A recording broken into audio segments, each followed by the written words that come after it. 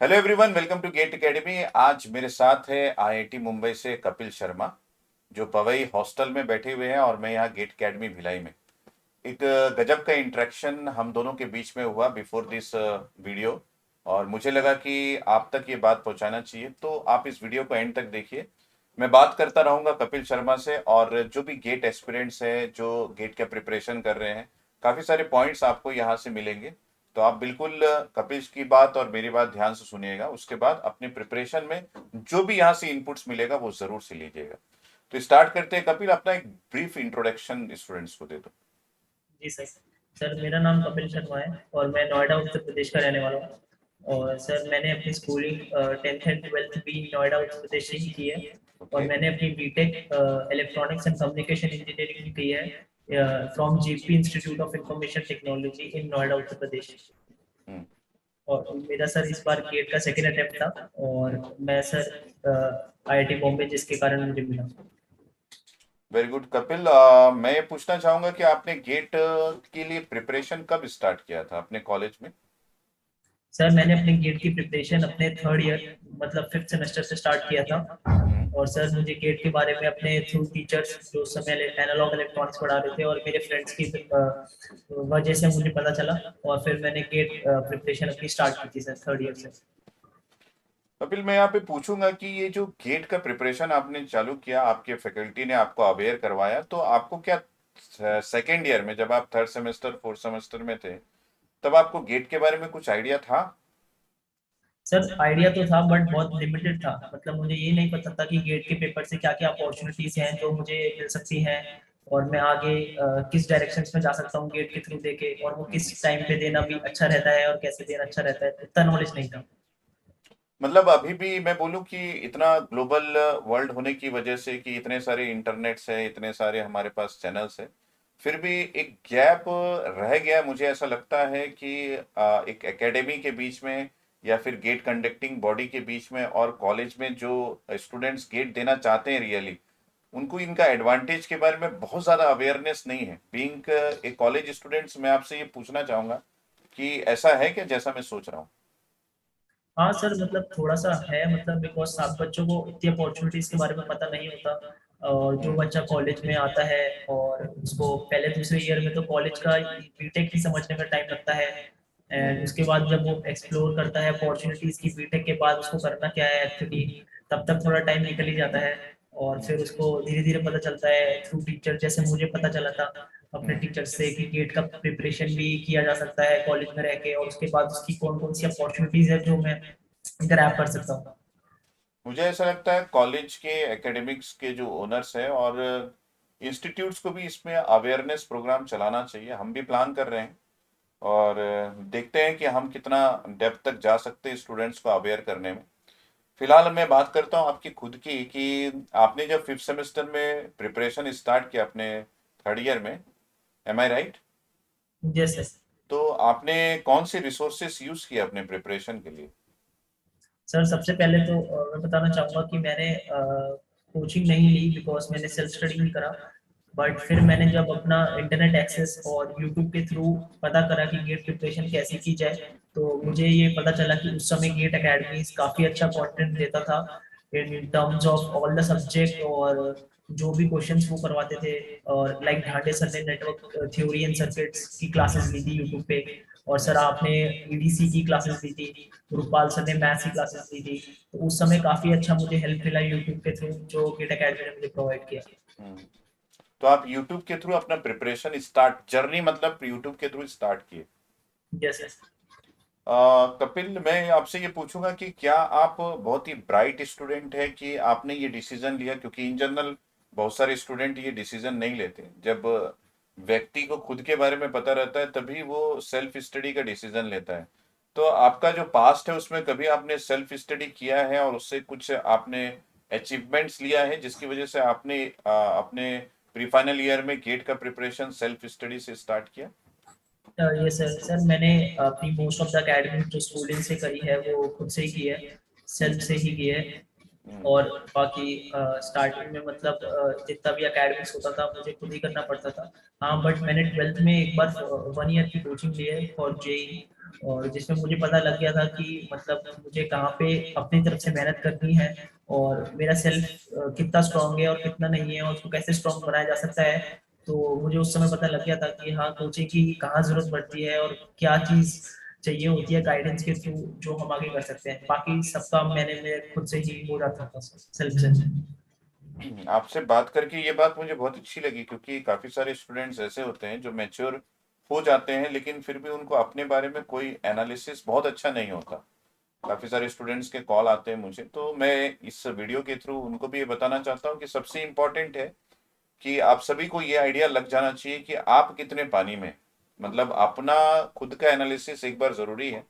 उससे क्या है, काफी सारी डिसीजन मेकिंग में आप अपने आप का सपोर्ट ले सकते हैं, वरना आप हमेशा ये कोशिश करेंगे कि कोई अमुक व्यक्ति मेरे बारे में बताए। तो कोई भी फैकल्टी अगर है और आप उनसे पूछेंगे कि सर मैं प्रिपेयर कर सकता हूँ कि नहीं सर, तो वो उस समय तक नहीं बता पाएगा जब तक वो आपके साथ 1 साल तक नहीं रहा है, आपके बारे में बहुत कुछ जानता नहीं। तो इसलिए मैंने बोला कि छोटे छोटे पॉइंट्स जो मेरे और आपके बीच में बातें होंगी वो स्टूडेंट्स पिक कर सकता है।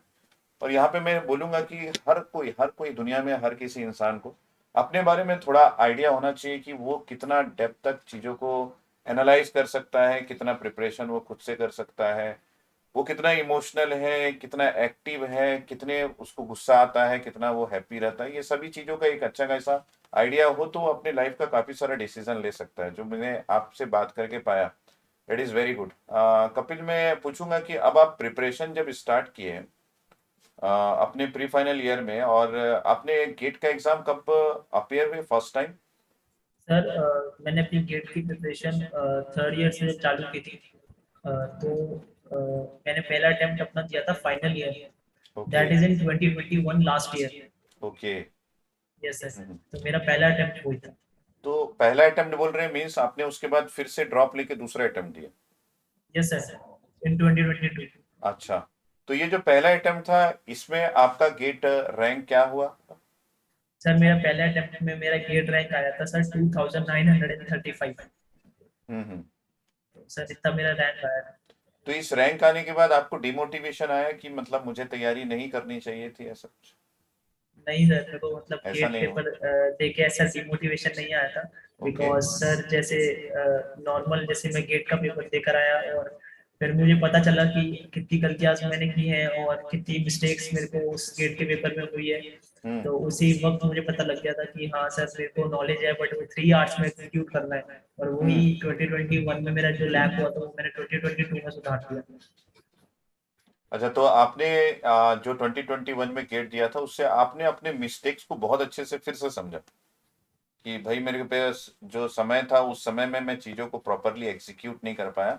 मतलब 3 घंटे का वो समय, और आपने अपने मिस्टेक्स का बहुत अच्छे से एनालिसिस कर लिया। Yes sir. उसके बाद आपने डिसीजन लिया कि मुझे फिर से गेट देना चाहिए, मैं बहुत अच्छा कर लूंगा।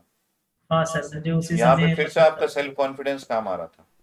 हाँ सर, मुझे मतलब 2021 में पिछले साल गेट का पेपर दे के ही अगले दिन पता लग गया था कि हाँ मुझे 2022 की प्रिपरेशन स्टार्ट करनी है, और इस बार अच्छे से देना है ताकि मेरे को उस 3 आवर्स में कोई प्रॉब्लम ना आए और मैं अच्छे से एग्जीक्यूट कर सकूँ।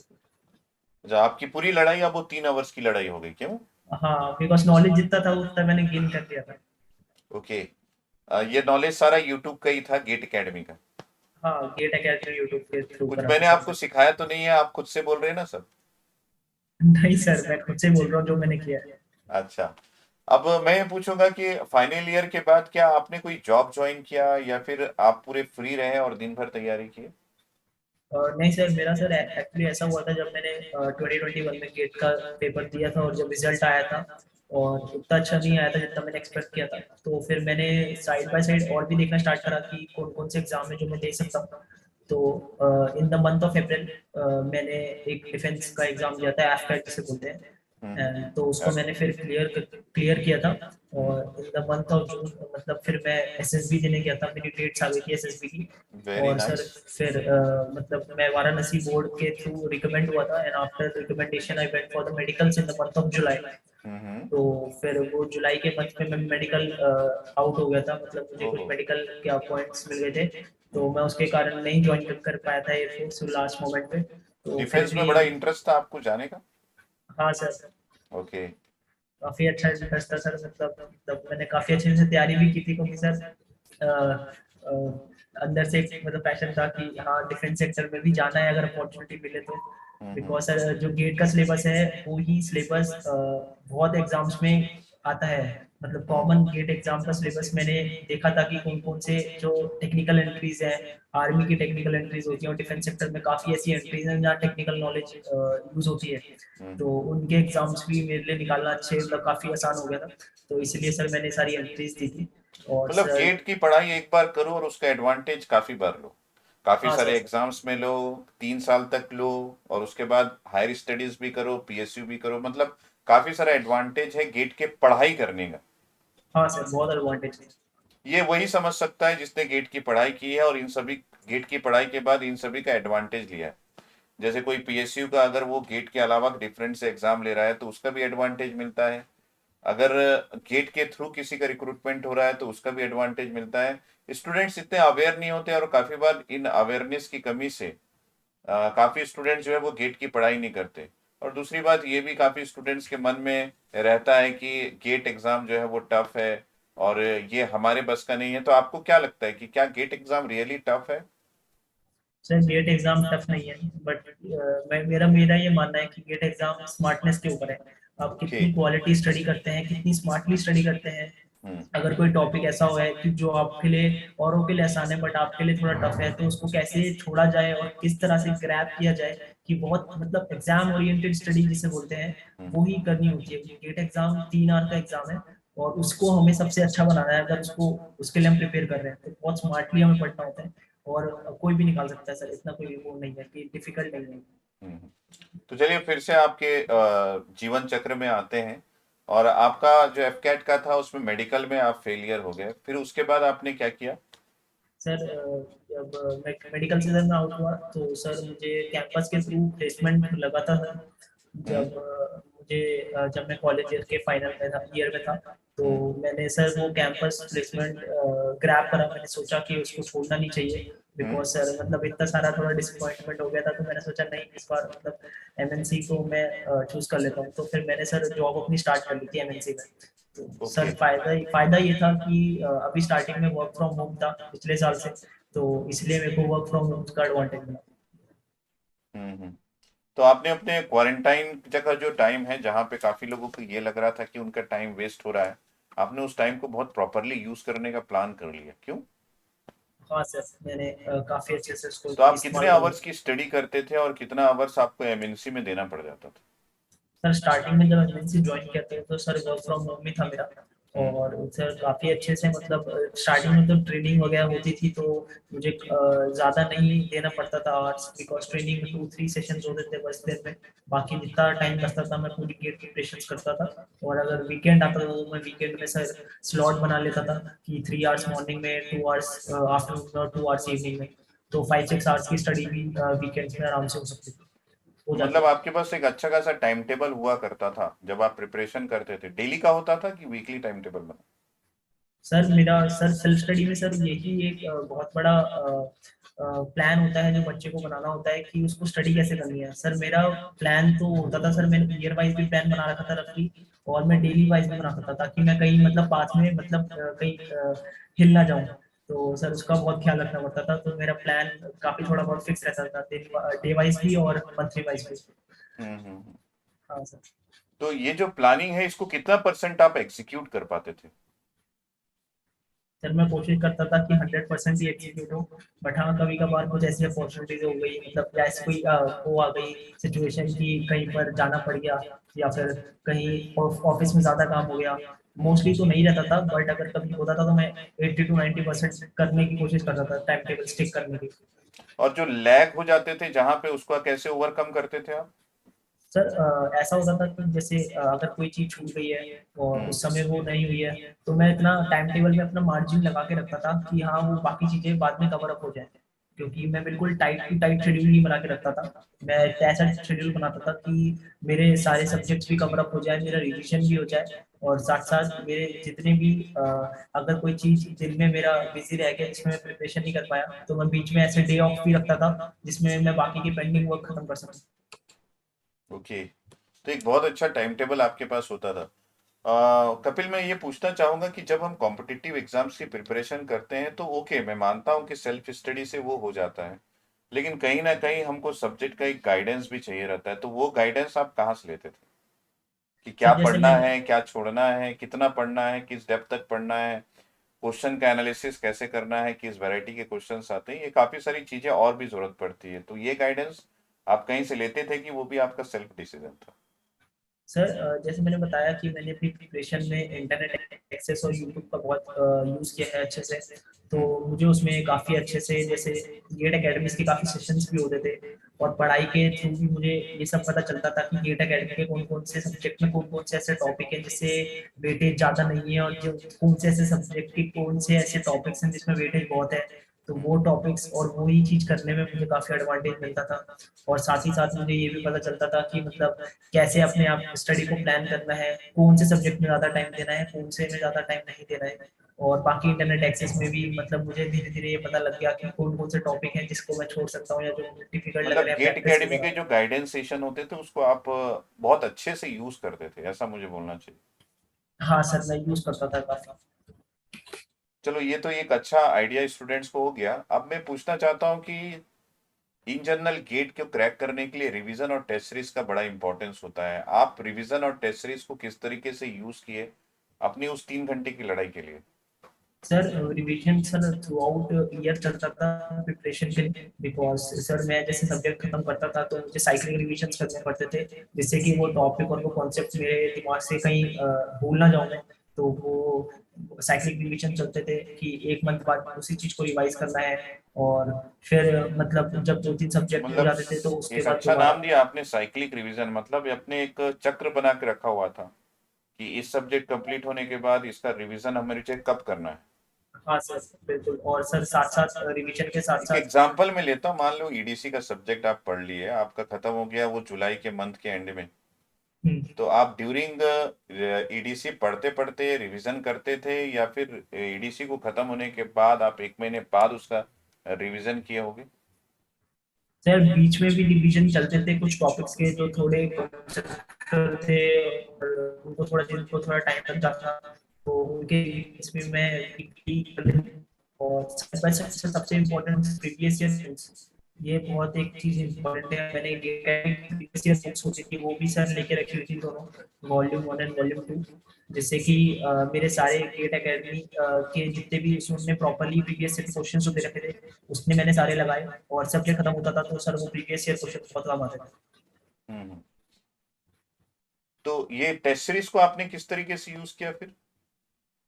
सर टेस्ट सीरीज मैंने एंड में ली थी, मतलब सर जैसे इन द मंथ ऑफ दिसंबर मैंने उनको यूटिलाइज करना स्टार्ट करा था। जैसे पहले टॉपिक वाइज टेस्ट देते थे, और फिर सब्जेक्ट वाइज टेस्ट होते थे, एंड आफ्टर दैट लास्ट में जब जनवरी मंथ आ गया था तो मैंने अपने फुल मॉक टेस्ट और फुल लेंथ टेस्ट देने स्टार्ट कर दिए थे। ये जो टेस्ट सीरीज है इसमें आपके मार्क्स शुरू में कैसे आए थे? सर स्टार्टिंग में तो कम आए थे, और सर अगर मैं अपने फर्स्ट अटेम्प्ट की बात करूं तो उस टाइम के टेस्ट सीरीज के फर्स्ट टाइम के मार्क्स तो और भी कम थे, मतलब 30s में आते थे। तो उस समय तो मतलब ऐसा लगता था कि हाँ बहुत मेहनत की जरूरत है। तो फिर धीरे धीरे मतलब मेहनत करी तो वो इम्प्रूव हुए मार्क्स। ओके, सो अब आपने एग्जाम दिया, तो ये जो फरवरी का मंथ था 2022 का, आपका एग्जाम अच्छा गया उस समय? हाँ सर, अच्छा गया था एग्जाम, बट सर जैसे होता है कि एग्जाम से बाहर निकलने के बाद जब घर पे आए और एनालाइज किया पेपर, तो तब भी ऐसा लग रहा था कि अब भी इतनी गलतियां करी हैं कि बता नहीं सकते, मतलब इससे भी मतलब मेरा बेटर हो सकता था, मतलब हम्म। ऐसा मुझे लगा कि हाँ, वो इससे तो भी सारे बेटर हो सकता स्टूडेंट्स को है। होता होगा, टॉपर को भी ये लगता होगा कि मैं भी इससे भी बेटर कर सकता था, क्योंकि उसको भी नहीं पता रहता है कि वो टॉप करने वाला हाँ सर वो तो कह सकते हैं, बट मुझे आगे पता लग गया था कि इससे भी बेटर हो सकता है, बट हाँ मतलब पहले से अच्छा था तो उतना सेटिस्फेक्शन था कि पहले से अच्छा गया। है। ठीक है, तो आपका रैंक क्या आया अब? सर मेरा 2022 में रैंक 326 रैंक है। 326 GATE score. Sir GATE score मेरा इस बार 696 बना है। Very good. तो अब आपकी प्लानिंग क्या रही? अब आप क्या सपने देखे कि मुझे आईआईटी करना है, पीएसयू में जाना है? कोई प्री प्लान था कि आपने आईआईटी में एडमिशन लेने का ही प्लान किया हुआ था? सर प्लान था सर, मेरे को सर गेट के प्रिपरेशन के दौरान दोनों ही अपॉर्चुनिटीज का ही मैंने रेफर करा था कि अगर पीएसयू आता है तो भी मैं अपना अपॉर्चुनिटी खोऊंगा नहीं, बट अगर नहीं मिलता है तो भी मुझे अपना आगे एमटेक आईआईटी से करना है। हम्म। तो मैंने बैकअप प्लान तो ऐसे लेके रखा था, मतलब ऐसा नहीं था कि वन साइडेड जा रहा था, तो ऐसा नहीं था। बट हाँ, अगर पीएसयूज वगैरह आई तो थोड़ी मैंने उनके फॉर्म्स वगैरह भरे, और आईबी वगैरह जैसे आई थी, इंटेलिजेंस हम्म। ब्यूरो, हम्म। उन्होंने भी गेट के थ्रू अपनी वैकेंसी निकाली थी। हम्म। और साइड बाय साइड मैंने एमटेक के फॉर्म भरे थे और टॉप 7 आईआईटीज के, और अपनी स्पेशलाइजेशन के थ्रू प्रेफरेंस भी दी थी, तो उसमें मेरा आईआईटी बॉम्बे में नाम आ गया। और क्या क्या ऑप्शंस थे आपके पास आपके रैंक पे? सर मैंने कोप की जो राउंड काउंसलिंग राउंड होते हैं उसके फिफ्थ राउंड तक जब वेट करा था, तो हम्म। मुझे बेसिकली आईआईटी बीएचयू का माइक्रो इलेक्ट्रॉनिक्स का ऑफर था, हम्म। आईआईटी कानपुर का एसपी कॉम का ऑफर था, ऑफर था। आईआईटी खड़गपुर का था एसपी कॉम, और सर आईआईटी बॉम्बे का था एमटेक आईसीएस आर। ओके, तो अभी आप आईसीएस में हैं, आरए में, yes IIT Bombay. Yes sir. तो फर्दर आपका जो प्लानिंग है वो क्या है, पीएचडी करने का, कि वहाँ पे जो कैंपस रिक्रूटमेंट होगा उसी के थ्रू आप सिलेक्शन चाहते हैं?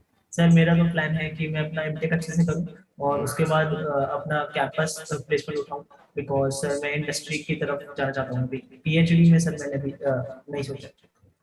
ओके। आपने जो ये सिलेक्शंस किया है इसमें आपने गेट एकेडमी का पीजीजी प्रोग्राम एनरोल करके रखा हुआ था क्या? यस सर, मैंने पीजीजी एनरोल करके रखा हुआ था। उससे आपको कुछ एडवांटेज मिला गेट एकेडमी के पीजीजी से?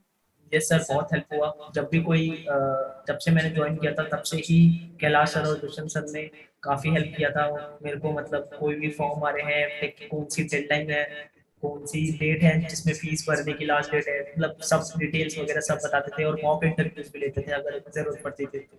हम्म। तो उसका पूरा एडवांटेज आपको मिला। हाँ सर बिल्कुल। चलो थैंक्स। क्योंकि पीजीजी प्रोग्राम गेट एकेडमी का ही एक प्रोग्राम है, बाकी स्टूडेंट्स को भी बता दूं, अगर आपका रैंक गेट में कुछ भी आया हो, अगर आप पीजीजी में एनरोल होते हैं तो एक बहुत ही proper guidance with mock interview, direction किस डायरेक्शन में जाना है, आपके रैंक में क्या क्या ऑप्शन है, ये सारे कुछ प्रॉपर तरीके से गाइड किया जाता है। इंटरव्यू गाइडेंस प्रोग्राम एंड पीजीजी दो हमारा प्रोग्राम्स है जो कि गेट एकेडमी की तरफ से चलता है।